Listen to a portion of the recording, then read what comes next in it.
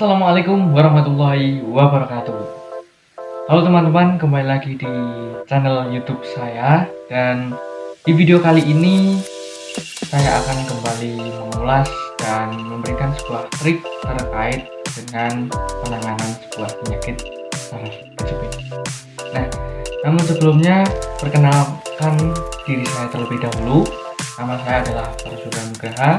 Dan di sini saya membagikan sebuah pengalaman pribadi saya terkait dengan penyakit saraf kejepit, karena di sini saya adalah penderita penyakit saraf kejepit HNP L4 dan 5. Dan di video kali ini, di video yang teman-teman klik kali ini, saya akan kembali berbagi terkait dengan tips untuk penanganan sebuah saraf kejepit. Dan yang akan saya angkat dalam video kali ini adalah terkait dengan aktivitas apa sih yang harus dihindari bagi penderita penyakit saraf kejepit agar kita semakin hari semakin cepat sembuh.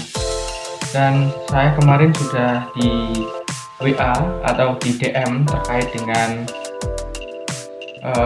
bertanya-tanya terkait dengan HNP, dan di sini banyak sekali teman-teman yang bertanya terkait dengan aktivitas apa yang harus dihindari bagi penderita guna untuk mempercepat terkait dengan penyembuhan penyakit saraf kejepit. Nah teman-teman, langsung saja kita bahas terkait dengan aktivitas yang harus dihindari bagi penderita penyakit saraf kejepit, yaitu menurut pengalaman saya pribadi ketika saya menderita penyakit saraf kejepit ini, yaitu kegiatan yang harus kita hindari. Yang pertama adalah kegiatan angkat-angkat teman-teman, dimana mengapa sebuah kegiatan angkat-angkat ini justru harus dihindari bagi penderita penyakit saraf kejepit, karena angkat-angkat ini justru akan semakin membebani sebuah tulang belakang kita. Jika kita menderita penyakit sebuah saraf kejepit dan kita melakukan aktivitas berat seperti angkat-angkat, itu justru akan semakin membahayakan apabila tulang belakang kita ini belum kuat. Ini justru akan menyebabkan tonjolan akibat saraf kejepit ini, tonjolan lumbalnya itu semakin lama semakin menonjol atau dalam bahasa Jawanya mencotot teman-teman. Nah, itu justru akan semakin berbahaya ketika kita salah dalam melakukan aktivitas angkat-angkat. Justru akan semakin lama akan semakin sakit, mempersakit dari tonjolan saraf tersebut teman-teman. Yaitu aktivitas yang menurut saya harus kita hindari selama kita proses pemulihan penyakit saraf kejepit. Saya sarankan teman-teman untuk mengurangi kegiatan aktivitas angkat-angkat teman-teman. Itu yang pertama. Kemudian yang kedua teman-teman, aktivitas yang harus dihindari bagi penderita penyakit saraf kejepit adalah yaitu olahraga. Nah, mengapa di sini saya menyarankan untuk tidak melakukan olahraga? Karena di sini kan olahraga terbagi beberapa macam. Ada yang olahraga berat dan ada olahraga yang ringan. Nah, olahraga yang berat itu kan contohnya sepak bola, bulu tangkis, kemudian jogging ataupun lari.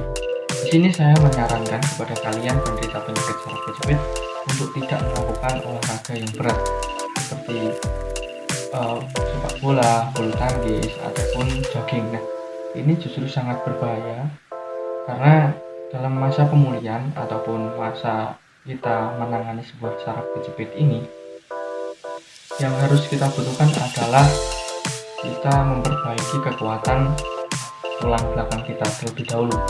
Karena ketika otot tulang belakang kita ini tidak kuat karena sudah adanya penyakit saraf kejepit ini atau tonjolan dari lumbal ini, kemudian kita melakukan aktivitas berat seperti olahraga, justru malah berbahaya, yaitu tadi karena semakin lama akan semakin memperparah kondisinya dan kita semakin lama malah justru semakin tidak bisa bergerak. Nah, maka dari itu untuk olahraga yang berat-berat itu harus dihindari terlebih dahulu. Nah, saran saya untuk kalian yang menginginkan olahraga untuk memperkuat otot tulang belakang ini, yang pertama adalah olahraga berenang. Nah, olahraga berenang ini justru sangat berpengaruh terhadap kualitas sebuah penyembuhan penyakit saraf kejepit. Karena menurut pengalaman saya pribadi, ketika kita berenang justru semakin lama akan semakin menyembuhkan teman-teman. Jadi awal mulanya saraf kejepit itu ketika kita berolahraga renang akan mengalami kaku-kaku, kemudian kita melakukan renang lagi, akhirnya tulang belakang kita akan terbiasa, kemudian akan kuat. Dengan adanya kekuatan ini, maka akan semakin lama kita semakin terbebas dari penyakit saraf kejepit. Renangnya ini cukup mudah teman-teman, jadi tidak menggunakan gaya seperti gaya katak, gaya dada ataupun gaya yang lainnya. Jadi renang ini hanya usahakan untuk masuk ke dalam kolam terlebih dahulu, melakukan jalan-jalan di dalam kolam, kemudian teman-teman di pinggiran dan melakukan gerakan seperti menjejak-jejakkan kaki ke depan. Jadi ketika di pinggiran pegangan di pinggir kolam, kemudian teman-teman menjejakkan kakinya di depan. Nah, itu sangat berpengaruh menurut pengalaman saya pribadi, karena ini saya share cerita-cerita terkait dengan penyembuhan saraf kejepit. Itu tadi adalah olahraga, jadi yang harus kalian lakukan mendukung penyembuhan saraf kejepit ini adalah olahraga berenang. Kemudian olahraga selain berenang adalah yaitu peregangan, teman-teman. Jika kalian melakukan peregangan terus menerus, mungkin berulang kali saya katakan bahwa penanganan sebuah saraf kejepit ini tidak instan, ataupun kita harus berusaha terlebih dahulu. Jika peregangan itu tidak hari itu juga bisa sembuh, tetapi semakin lama kita melakukan peregangan, semakin lama, semakin hari itu justru akan semakin bagus, dan lama-kelamaan rasa sakit itu akan semakin berkurang.